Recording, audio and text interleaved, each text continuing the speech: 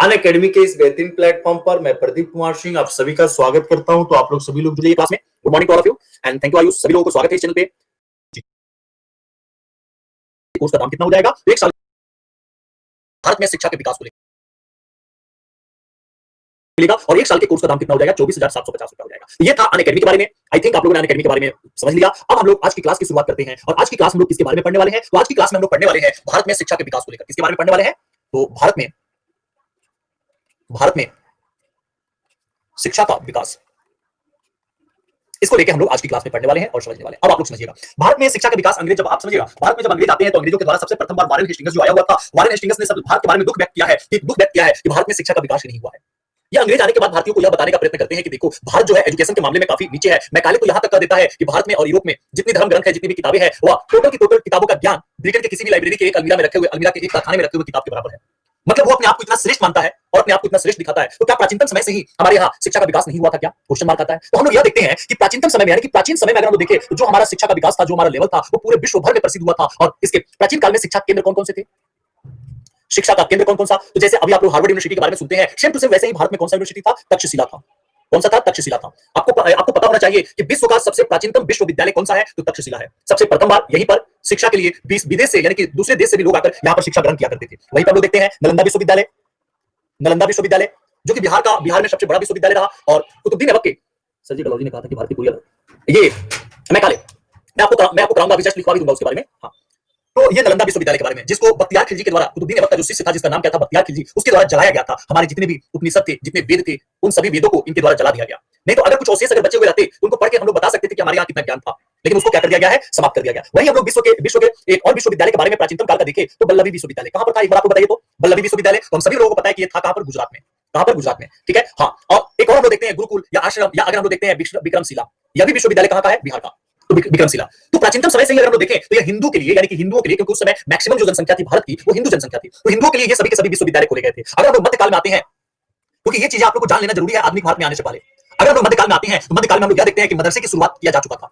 ठीक है, मदरसों की शुरुआत किया जा चुका था। और उसमें हम लोग देखते हैं जौनपुर का, जिसे हम लोग पूर्व का सिराज के नाम से भी जानते हैं। तो जौनपुर में अगर हम लोग देखें, या अगर हम लोग अजमेर में देखें, तो सबसे बड़े मदरसों की यहाँ पर क्या हो चुका था? शुरुआत हो चुका था। तो ऐसी बात नहीं है कि भारत में अंग्रेजों के द्वारा ही हम शिक्षा का विकास हुआ था। अगर हम लोग देखते हैं तो भारत में प्राचीनतम समय से ही और मध्यकाल से भी शिक्षा के लिए विकास होना शुरू किया जा चुका था। लेकिन हमें यहाँ क्या देखना है? अंग्रेजों के द्वारा। और जब अंग्रेज भारत में आए थे, उनको यह साबित करना था कि भारत में शिक्षा का विकास नहीं हुआ है, तो वो तो उन्हीं बिंदुओं पर चोट करेंगे ना जहां पे भारत की सभ्यता संस्कृति में कमियां निकल कर आए। यही रीजन है कि उन लोगों ने सबसे प्रथम बार यही रीजन रहा कि उनके द्वारा सबसे प्रथम बार भारत के धर्म ग्रंथों का अनुवाद कराने की क्रिया की शुरुआत होता है। ठीक है, भारत में धर्म ग्रंथों का अनुवाद कराने की क्रिया की क्या हो जाता है? शुरुआत होता है। यहां देखिएगा, अब आप लोग हेडिंग डालिएगा, यहां से हम लोगों का क्लास का शुरुआत होगा। और वो कौन सा है? आधुनिक और पश्चात्य शिक्षा। किसके बारे में हम लोग देखना है? आधुनिक और पश्चात्य शिक्षा के बारे में देखना है। सबसे प्रथम बार, फर्स्ट बार अगर हम लोग देखें, देखते हैं तो जो बंगाल के गवर्नर जनरल थे, जिनका नाम क्या था? Warren Hastings. क्या नाम था? Warren Hastings. तो जो वारेन हेस्टिंग्स ने भारतीय विद्या को, यानी कि भारतीय एजुकेशन को प्रोत्साहित करने के लिए सबसे प्रथम बार 1881 ईस्वी में मदरसा का शुरुआत करता है। किसका शुरुआत करता है? मदरसा का शुरुआत करता है। मदरसा का शुरुआत कहां पर किया था इसने? कलकत्ता में। कहां पर इसके द्वारा शुरुआत किया गया था? कलकत्ता में। और इस मदरसा में किस प्रकार की भाषा का, यह बताने के लिए कि देखो हम तुम्हारे लिए एजुकेशन में क्या कर रहे हैं, कार्य कर रहे हैं। और इसमें अरबी और फारसी में, इन दोनों में जो होता है पढ़ाना शुरू कर दिया गया। आप खुद सोचिए, क्या वारेन हेस्टिंग्स के द्वारा ही सबसे प्रथम मदरसा इंग्लिश की किताबों में लिखी गई है? 1781 में। जी। अच्छा, मैंने कुछ और बोला क्या? कोई बात नहीं पूछा जी, अभी जस्ट इतना यहीं से शुरू है, यही पेज है। ठीक है, तो 1781 ईस्वी में सबसे प्रथम बार, 81 में सबसे प्रथम बार मदरसा की शुरुआत होता है। और अंग्रेजों के द्वारा यह बताया जाता है कि देखो, भारत में सबसे प्रथम मदरसा हमारे द्वारा ही ओपन किया गया है, हमारे द्वारा ही खोला गया है, जो कि क्या है? गलत है। ठीक है, और वारेन हेस्टिंग्स तो यह भी दुख व्यक्त करता है कि भारत में शिक्षा का तो विकास ही नहीं है, जबकि हम लोग देख रहे हैं कि प्राचीन मध्यकाल में भी मदरसे की शुरुआत हो चुका है। तो ये प्रथम पूरे हुआ नहीं हुआ ना। दूसरा पॉइंट अगर हम लोग देखें तो 1784 में, कब? 1784 में विलियम जोन्स, क्या नाम है इनका? विलियम। आप लोग प्लीज साथ में नोट्स बनाते हुए चलना। अगर आप लोग नोट्स नहीं बनाओगे तो आप लोग को ये भी समझ में नहीं आ पाएगा कि मैं कितना क्वालिटी ऑफ कंटेंट दे रहा हूं आप लोगों को। और आप लोग, मतलब ये सारी चीजें आप लोग किताब पढ़ने के बाद भी समझ नहीं पाते हैं, और उसको मैं सिस्टमैटिक लेकर चलने का प्रयत्न कर रहा हूं। मुझे पता है कि थोड़ा बहुत ये टिपिकल चीज है, जो आप दो से तीन क्लास ये एजुकेशन वाला चलेगा, आप लोग को सारी चीजें समझ में आ जाएगा। इसीलिए नोट्स आपके सामने होना चाहिए, जैसे मैं लिख रहा हूं वैसे। ठीक है, और दूसरा अगर देखा जाए तो वारेन हेस्टिंग्स कौन से है? दिखाई क्या सर? नहीं समझ पाया मैं अभय जी। वारेन हेस्टिंग्स, जितना भी शिक्षा का विकास हुआ है ना 1947 तक, वहां तक हम मैं लेके चलूंगा। इन दोनों के द्वारा ये किया गया वारेन हेस्टिंग्स और विलियम जोन्स के द्वारा कि देखो भैया, नहीं नहीं सेंड नहीं करना है नोट्स मेरे पास, आप लोग अपने पास बनाते रहिए। इनके द्वारा ये कहा गया कि सबसे प्रथम बार एशियाटिक रिसर्च की शुरुआत किया जाता है, जिसका नाम इनके द्वारा क्या दिया गया, Asiatic Society of Bengal. Asiatic Society of Bengal, इनके द्वारा यह नाम दे दिया गया। अब देखिए, जो एशियाटिक सोसाइटी ऑफ बंगाल का किया गया था ना, किसके द्वारा किया गया था, विलियम जोन्स के द्वारा। और इसके अध्यक्ष पद पे किसको बनाया गया था, तो यही William Jones Asiatic Society of Bengal के अध्यक्ष बने हुए थे। और वारेन हेस्टिंग्स बंगाल का गवर्नर जनरल था। इनके द्वारा जो एशियाटिक सोसाइटी ऑफ बंगाल का गठन किया गया था, इसके गठन के पीछे अगर मैं आपसे कहूं कि इसका पीछे रीजन क्या था, इसके पीछे कारण क्या था, इसके पीछे सबसे मेन कारण यह था कि एशियाटिक रिसर्च की भावना थी, अर्थात भारतीय अतीत की कहानियां, भारत का अतीत कैसा रहा। अगर भारतीय धर्म ग्रंथों के बारे में, भारतीय लोगों की मानसिकता के बारे में अगर हमें पता नहीं चलेगा, तो हम भारतीयों पे शासन नहीं कर पाएंगे। तो भारतीयों पे अगर शासन करना है, तो हमें इनके धर्म से संबंधित, हमें इनसे संबंधित सभी चीजों के बारे में पता होना चाहिए। और इसी को देखते हुए हाँ, प्राच्यवादी यहाँ पर पश्चातवादी प्राच्यवादी कौन से हो गए आपके, जो प्राचीनतम धर्म ग्रंथों के बारे में अध्ययन कर रहे हैं। एशियाटिक सोसाइटी ऑफ बंगाल जो हुआ, ये कौन सा हो गया, प्राच्यवादी हो गया। जी बिल्कुल थोड़ा सही आपका, ठीक है। एशियाटिक सोसाइटी ऑफ बंगाल का किया गया और इसी के द्वारा एशियाटिक रिसर्च आधारित किया गया। कौन सा, एशियाटिक रिसर्चेज, कौन सा है, एशियाटिक रिसर्चेज। एशियाटिक रिसर्चेज को अगर देखा जाए तो यह भारत के अतीत पर प्रकाशित किया गया था। एक किताब था, भारत के अतीत पर इसका क्या किया गया था, इसका प्रकाशन किया गया था, इसको प्रकाशित किया गया था। जी हाँ, ठीक है। यहीं पर देखा जाए, इसी एशियाटिक सोसाइटी ऑफ बंगाल के द्वारा सबसे प्रथम बार, इसी एशियाटिक सोसाइटी ऑफ बंगाल के द्वारा अगर हम लोग देखते हैं तो हितू प्रदेश का भगवत गीता, किसका, तो भगवत गीता प्लस में हितू प्रदेश, तो भगवत गीता और हितू प्रदेश का क्या किया गया, अनुवाद किया गया। इसका क्या किया गया, अनुवाद किया गया, ठीक है। और इसका अनुवाद किसके द्वारा किया गया था, इसका अनुवाद किया गया था विलिकंस के द्वारा। किसके द्वारा किया गया, विलिकंस के द्वारा इसका क्या किया गया, अनुवाद किया गया। अनुवाद कौन से भाषा में किया गया, कौन से भाषा में किया गया, हमें पता है, अंग्रेजी भाषा में। कौन से भाषा में किया गया, अंग्रेजी भाषा में। जल्दी से एक बार आपको कमेंट करके बताइएगा, हितू प्रदेश किसके द्वारा लिखा गया था और यह अनुवाद कब किया गया। यह अनुवाद जो किया गया था, यह किया गया था 1787 में, 1787 में। हाँ, मैक्सिमम लोगों को नहीं पता होगा कि हितू प्रदेश का किसने लिखा हुआ था, लिख लेना, नारायण पंडित के द्वारा किताब हितू प्रदेश लिखा गया था।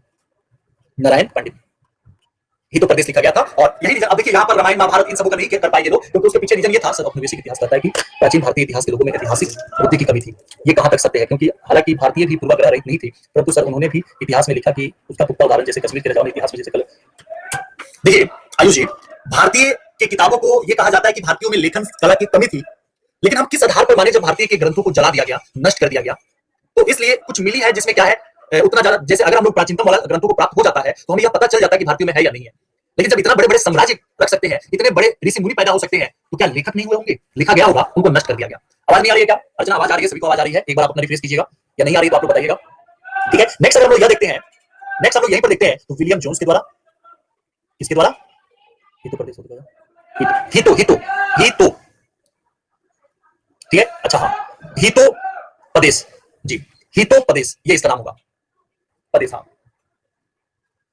तो यही पर अगर देखा जाए विलियम जोन्स के द्वारा, किसके द्वारा, तो विलियम जोन्स के द्वारा 1789 में, कब, 1789 ईस्वी में अभिज्ञान शकुंतलम, जो कि कालिदास की रचना है, अभिज्ञान शकुंतलम, तो अभिज्ञान शकुंतलम का भी क्या किया गया, अनुवाद किया गया। आगे हम लोग देखते हैं गीत गोविंद का भी क्या किया गया, गीत गोविंद का भी 1792 ईस्वी में इसका भी क्या कर दिया गया, अनुवाद कर दिया गया। और अगर हम लोग नजर डालते हैं मनुस्मृति पर, किस पर, मनुस्मृति पर, तो मनुस्मृति का भी अनुवाद किया गया और इसका इंग्लिश में नाम दिया गया a code of Hindu law, ठीक है। और यह मनुस्मृति का अनुवाद कब किया गया था, 1794 में इसका क्या किया गया, अनुवाद किया गया। अब आप एक लाइन सोचिए, जब मैं आप लोगों को प्राचीन भारत का इतिहास पढ़ा रहा था, तो प्राचीन भारत के इतिहास में मैंने आप लोगों को यह चीज बताया था कि मनुस्मृति ऐसा है जिसमें थोड़ी बहुत चीजें ज्यादा बढ़ा चढ़ाकर लिखी गई है, ठीक है। और वहां पे अलग अलग स्मृतियों के बारे में भी मैंने बताया था, सिर्फ एक मनुस्मृति ही तो नहीं था ना, मैंने 5-6 के करीब में स्मृतियां बताई थी, और मनुस्मृति की आलोचना भी की गई थी दूसरे स्मृतियों में। अब देखिए, अंग्रेजों को जहां से जरूरत था ना, जिस चीज से अंग्रेजों को लग रहा था कि भारत के आवाम में, हाँ जी जी जी, दिखाने के लिए, बिल्कुल सही,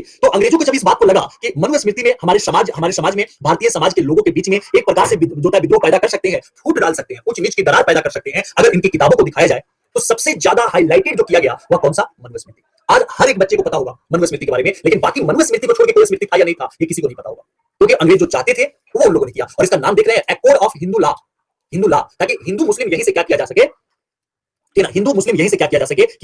ये सारी की सारी चीजें जो होता है किया गया अंग्रेजों के द्वारा अपने फायदे के लिए। अभी भी लोग लड़ रहे हैं, बिल्कुल सही है, मनुस्मृति को लेकर इनके द्वारा, और अंग्रेजों ने ही किसको, विलियम जोन्स को, तो विलियम जोन्स को और विलिकिंस को, इन दोनों को भारतीय विषय ज्ञान शास्त्र का जन्मदाता कह दिया। अब देखिए, अपने मुंह मियां मिट्ठू, ठीक है, और हम लोग याद भी करते हैं इसको, और हमारे पेपर में भी पूछ लेता है, हमारे एग्जामिनर को भी चाहिए कि इस प्रकार की चीजों को चेंज करें।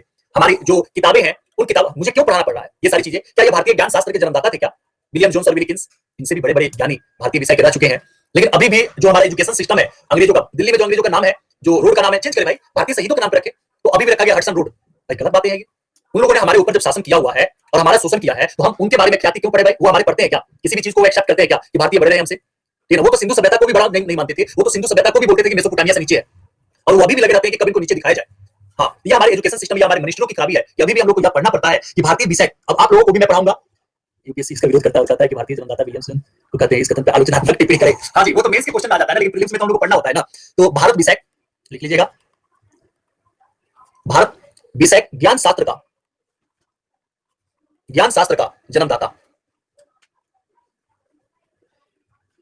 ज्ञान शास्त्र का जन्मदाता किसको बोला जाता है? तो विलियम जोन्स को बोला जाता है। और यही पे हम लोग आगे देखते हैं, अगर आगे देखा जाए तो 1791 में, कब? 1791 में बनारस के, यानी कि बनारस के ब्रिटिश रेजिमेंट के थे, जिनका नाम क्या था? Jonathan Duncan. तो इनके द्वारा संस्कृत कॉलेज खोला गया। कौन सा? संस्कृत कॉलेज खोला गया। हम इसलिए राखी पढ़ते हैं ना, क्योंकि हमारे पेपर में आता है, और हमारे पेपर में आता है तो हमें इनको याद करना पड़ता है। ठीक है, और इसलिए हम लोग को यह पढ़ाना भी पड़ता है, पढ़ना भी पड़ता है। एनसीईआरटी में अगर ये चेंज कर दे तो हम लोग भी चेंज कर देंगे। यहां पर संस्कृत कॉलेज खोला गया। और इस संस्कृत कॉलेज को खोले जाने के पीछे उद्देश्य क्या था? अगर यह पूछ दिया जाए इस संस्कृत कॉलेज के खोले जाने के पीछे उद्देश्य क्या था, तो इसके पीछे सबसे बड़ा उद्देश्य यह था कि हिंदुओं के धर्म, साहित्य, या हम ये कह सकते हैं कानून का अध्ययन करना, कानून का अध्ययन और उसका प्रसार करना था। अब आपको लग रहा होगा कि शायद जोनाथन डंकन ने भारतीयों के लिए काम किया क्या? ऐसा, जब तक यह भारतीय हिंदुओं के धर्म का, साहित्य का और कानून के बारे में इनको पता नहीं होगा, तो उसके कारण जो होता है भारत में शासन कर नहीं पाएंगे। तो पहले जानो, फिर जो होता है तुम शासन करो, ये था। नेक्स्ट पॉइंट पे अगर हम देखते हैं, फोर्थ नंबर पे अगर हम देखते हैं, तो 1792 में, कब? 1792 में जो सिविल सर्वेंट थे, जिसका नाम क्या था? चार्ल्स ग्रांट, जिसका क्या नाम था? Charles grant. ठीक है ना, इनका नाम था। इन्होंने objection of the state of society small, यानी कि द एशियाटिक सब्जेक्शन ऑफ, जैसे हम लिख सकते हैं इनके द्वारा किसका किया गया? The Asiatic subject of great Britain, of great Britain. आप देख रहे हो कि नाम एशियाटिक सब्जेक्ट को लगाया है, लेकिन अपने नाम से पहले ग्रेट ब्रिटेन। ठीक है, तो ठीक है, इसका गठन किया। और इसका उद्देश्य क्या रहा? इसका उद्देश्य यह रहा कि शिक्षा का विस्तार किसमें हो। अगर भारत में शिक्षा प्रणाली किया जा रहा है, तो शिक्षा का प्रसार अब किस भाषा में होनी चाहिए? तो शिक्षा का प्रसार अब किस भाषा में होनी चाहिए? अंग्रेजी भाषा में। ठीक है ना, किस भाषा में होना चाहिए? अंग्रेजी भाषा में होना चाहिए। यही रीजन है कि चार्ल्स ग्रांट को, अब ये नाम जो मैं आप लोगों के सामने लिख रहा हूं, यह हमारे पेपर के लिए, प्रीलिम्स के लिए जरूरी बन जाता है। यही रीजन है कि भारत में आधुनिक शिक्षा का जन्मदाता चार्ल्स ग्रांट को कहा जाता है। ठीक है, भारत में आधुनिक शिक्षा का जन्मदाता इसको कहा जाता है। शायद अब आप लोग को चार्ल्स ग्रांट के बारे में ये लाइन तो आप लोग को हमेशा याद रहेगा। देखिए, कुछ चीजें ऐसी भी है ना जो बोरिंग लगे, लेकिन फिर भी पढ़ना चाहिए, क्योंकि वहां से कभी कभी पेपर में क्वेश्चन आते हैं, उसके लिए पढ़ना चाहिए। ठीक है, फिर अगर हम लोग आगे देखते हैं 18वीं सदी में 5वें नंबर पे, तो लॉर्ड वेलेजली के द्वारा, 18वीं सदी में अगर हम लोग देखते हैं तो 1800 में कौन था? वेलेजली था। इसके भाई को भी कोई नहीं भूल सकता है, ऑथर वेलेजली। तो लॉर्ड वेलेजली के द्वारा कंपनी में असैनिक अधिकारियों की शिक्षा के लिए, इसके द्वारा कब? तो 1800 ईस्वी में। 1800 ईस्वी में कौन से कॉलेज की स्थापना किया गया था? तो फोर्ट विलियम कॉलेज का। कौन से कॉलेज की स्थापना किया गया था? तो फोर्ट विलियम कॉलेज की स्थापना कर दिया गया। यह लॉर्ड वेलेजली के द्वारा किया गया था। और ये जो फोर्ट विलियम कॉलेज की स्थापना किया गया था, यह किसके लिए किया गया था? तो जितने भी कंपनी के, ईस्ट इंडिया कंपनी के असैनिक अधिकारी थे, उनके अधिकारियों की शिक्षा के लिए, और शिक्षा किस चीज का? तो भारतीय सभ्यता और संस्कृति के बारे में बताया जाता था कि भारतीय सभ्यता और संस्कृति किस प्रकार की है, इसमें कहां-कहां कमियां हैं और किस प्रकार से आप इस पे आघात कर सकते हैं। इसी कॉलेज में अगर देखा जाए तो अंग्रेजी हिंदुस्तान, यानी कि अंग्रेजी और हिंदुस्तानी, हिंदी हम बोल सकते हैं कि अंग्रेजी हिंदुस्तानी कोर्स की स्थापना किया गया। कोर्स समझ रहे हैं ना, डिक्शनरी की स्थापना किया गया। और इसका स्थापना करने के पीछे रीजन यह था कि ताकि अंग्रेजों को पता लगे कि हिंदी में और इंग्लिश में कौन कौन से शब्द होते हैं, ताकि उनका प्रोनाउंसिएशन अच्छे तरीके से ये लोग कर सके। तो डिक्शनरी के भी, हिंदी अंग्रेजी डिक्शनरी की भी शुरुआत यहां हो जाता है। अगर देखा जाए जो फोर्ट विलियम कॉलेज है, इस कॉलेज में 1802 में इसका स्थापना कब हुआ था? तो इसका स्थापना हम लोग यह देख रहे हैं, इसकी स्थापना हो गया था, इसकी स्थापना जो हुआ था वह कब हुआ था? तो आपको 1800 में हो गया था। और जस्ट इसके बाद 1802 ईस्वी में देखा जाए, जी स्लाइड बैक कर दे रहा हूं।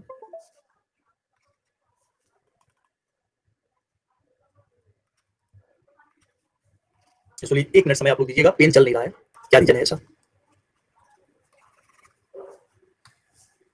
एक बार मैं रिफ्रेश कर ले रहा हूं, पेन नहीं चल रहा है।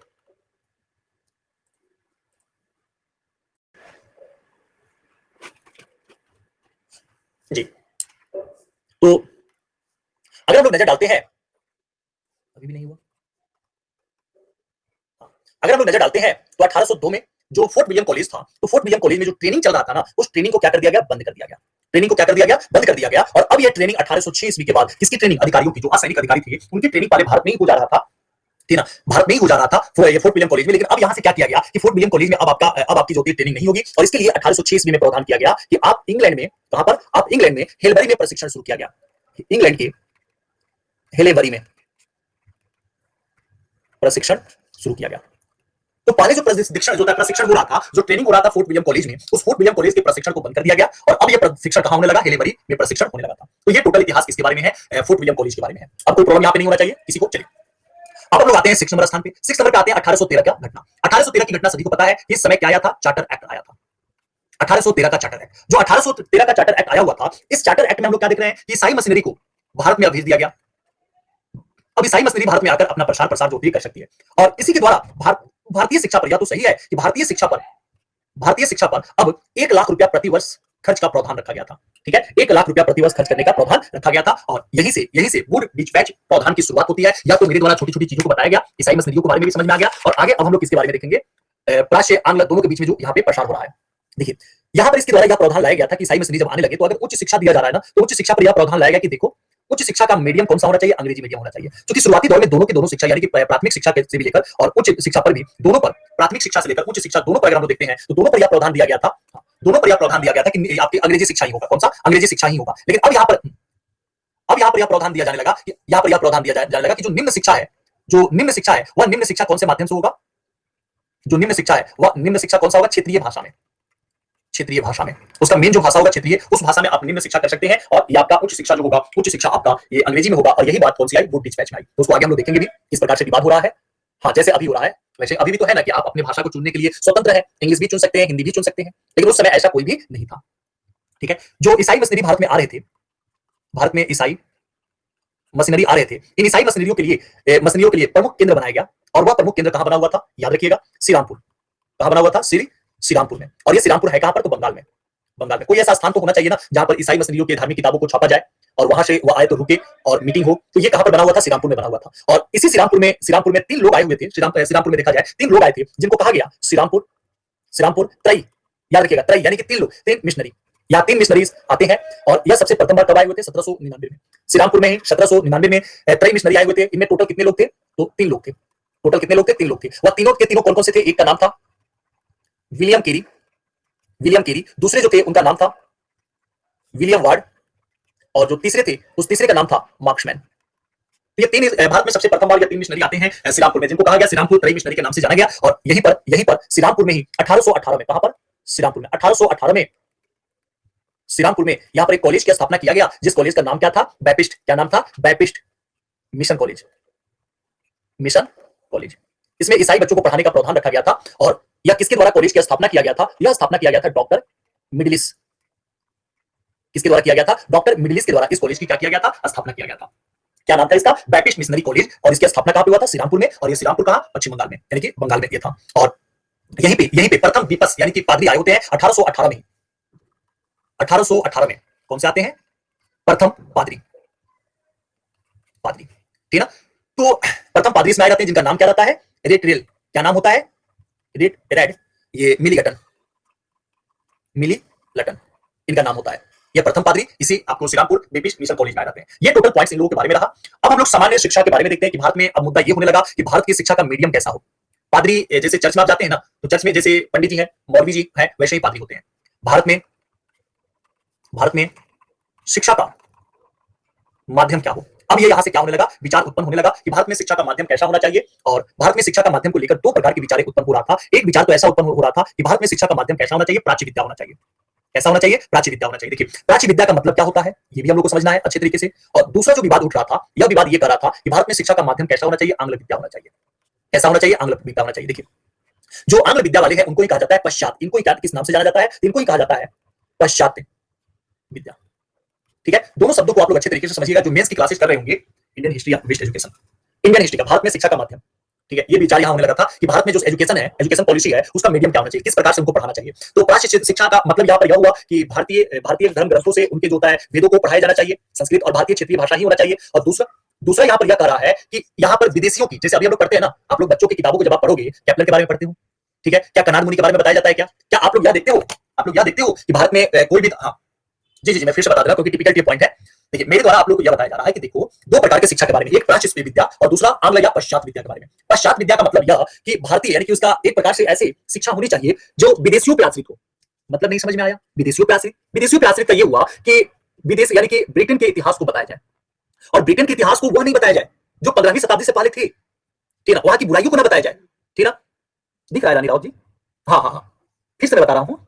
अच्छा, स्लाइड बैक करने वाला कर दूंगा एक बार, ये मैं एक बार मैं जो होता है इसके बारे में बता दूं, ठीक है। उसके बाद अगर हम लोग यहां देख रहे हैं कि इसका ये ब्रिटेन की तारीफ की जाए, तभी तो देखिए, अगर मैं अपनी सर्वश्रेष्ठता साबित नहीं करता हूं तो क्या मैं आप लोगों के दिल में जगह बना पाऊंगा? नहीं। आपके मन में जब हम लोगों को क्यों बताना पड़ता है, मुझे आप लोगों को क्यों बताना पड़ता है कि मैं मेंस क्वालिफाई, क्यों बताना पड़ता है? आप लोग क्या मेरा एजुकेशन देखकर, चाहे पढ़ाने का तरीका देखकर, क्या आप लोग कभी भी अनुमान लगा पाओगे कि यूपीएससी लेवल का है या नहीं है? आप देखना, जैसे अब प्रदीप कुमार है, ये जो पाले ऑल ओवर रैंक लेके आए प्रदीप कुमार, अगर वो पढ़ाना शुरू कर दे, वो पढ़ाना शुरू कर दे, बच्चे कुछ भी वो पढ़ाएं, बच्चे के मन में क्या रहेगा? विश्वास रहेगा। क्यों विश्वास रहेगा? क्रैक किए हैं, और ये क्रैक रिजल्ट निकला तभी। तो ये चीजें कहां से आ रही है? मानसिकता। अगर भारतीयों की मानसिकता को हम क्या कर दें? बदल दें, भारतीयों की मानसिकता को हम थोड़ा बहुत क्या कर दें? चेंज कर दें, ठीक है ना। भारतीयों की मानसिकता में ब्रिटेन की मानसिकता को डाल दें कि ब्रिटेन वाले क्या है? ग्रेट ब्रिटेन है। वो हमेशा अपने नाम के आगे ग्रेट ब्रिटेन लगा रहे हैं, अपने नाम के आगे लॉर्ड लगा रहे हैं, ठीक है, अपने नाम के आगे क्या करते हैं? लॉर्ड लगा रहे हैं। मतलब भारतीयों को लगे ये महानता है। वह जो कपड़े पहन रहे हैं वो क्या है? वो अच्छे कपड़े हैं। जैसे अभी हम लोग देखते हैं ना, फटे पुराने कपड़े अगर हीरो पहन ले वही स्टाइल बन जाता है। कुछ दिन पहले, मतलब 10 से कुछ दिन पहले नहीं, कुछ बहुत साल पहले, 10 साल पहले अजय देवगन की काफी ज्यादा फेमस हो गया था। अजय देवगन तो उसकी दिलवाले मूवी या ऐसे बहुत सारी मूवी उस समय, अपने समय, अभी भी तो फेमस है ही, लेकिन उस समय जो अपने बाल को रखता था ना, तो यहां तक वो करके रखता था, और आप देखोगे वो ऐसे वो किए रहता था। अब देखना उस दशक में अपने पिताजी से पूछना, बहुत सारे लोग ऐसे होंगे, ठीक है, जो अपने बालों को यहां तक रखते थे और ऐसे तिरछे हो गए थे। बाद में संजय दत्त आया, उसने चोटी को पूरा पीछे की तरफ करना शुरू कर दिया, बड़े बड़े बाल करना शुरू कर दिया, तेरा पूरा बाल रखता, अब देखिए वो स्टाइल बन गया।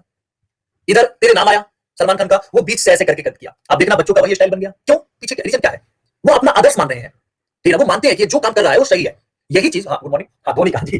तो वही चीज यहाँ पर क्या है, अंग्रेज अगर अपनी तारीफ करवा लेते हैं, अंग्रेज बता देते हैं कि हम महान है, तो उस चीज को भारतीय भी क्या करेंगे? एक्सेप्ट कर लेंगे, क्योंकि वो बड़े हैं, महान है, अगर वो कर रहे हैं तो अच्छा होगा भाई। तो यही कहना था पश्चातवादियों का। अब शायद आप लोगों को समझ में आ गया ना, या नहीं आया? अगर हम लोगों से यह पूछा जाए कि प्राच्य वाला, यानी कि प्राच्य वाला आप समझ जाना संस्कृत विद्या पे, यानी कि भारतीय प्राचीनतम वाला, तो इसके समर्थक कौन था?